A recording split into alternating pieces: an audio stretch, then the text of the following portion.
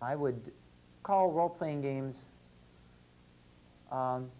Get together with a bunch of other geeks and play a game.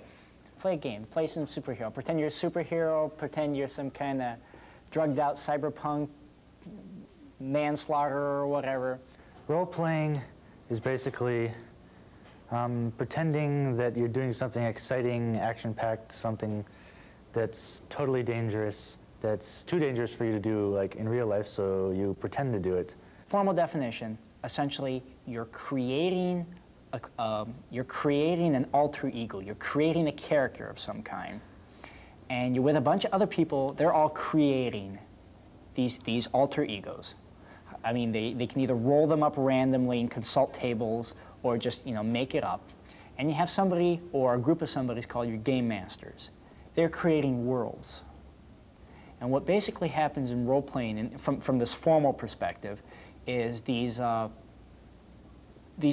made-up people are wandering around in the made-up world. As a game master, you almost get to play God. You determine exactly what happens in the world that you yourself create. He's the person who writes up, statistics about all the different places you're going to go in the game and all the different people you're going to meet up with or monsters or whatever. And basically, the GM describes situations to you, tells you what the results of your own die rolls are, what happens to you, what you do to other people. He basically controls all the action. As the game master, I am a sneaky little, stool pigeon who they get information off the streets on, the hero characters, or... I can't imagine how you've done it, but your music has a therapeutic effect on this man. I'm the fat bartender wiping the glass who refuses to deal with them. Have a nice day. Thank you for shopping at Kmart. What happens when you have a hostage situation? The police come in. I have to play the police. I play the gunman. I play the hostage. What happens is that it's a whole world. It's a created world. I create it. I run everything that happens in it. I make up what happens in it. I make up plot lines. And basically, if you ever, the one I'm doing right now, it's called Villains Vigilantes. It's a superhero role-playing thing. You ever flip open, pick up a comic book? Superman comics, Batman comic books, same sort of things. Same sort of plot lines. You just run it with a bunch of people.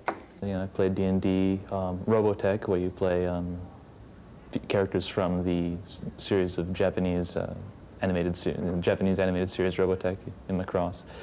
Warhammer, which is a dungeon crawling game, a lot like D&D, but much more complex.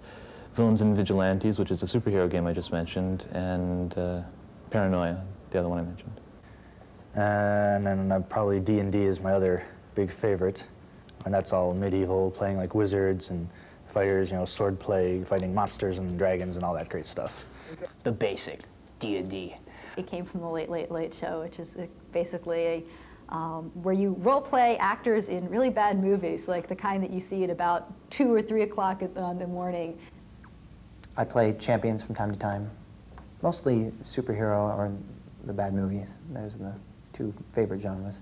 The group system, which can be just about any genre that the GM cares to run it in, space, medieval, present, horror, you name it, you can probably play it in there.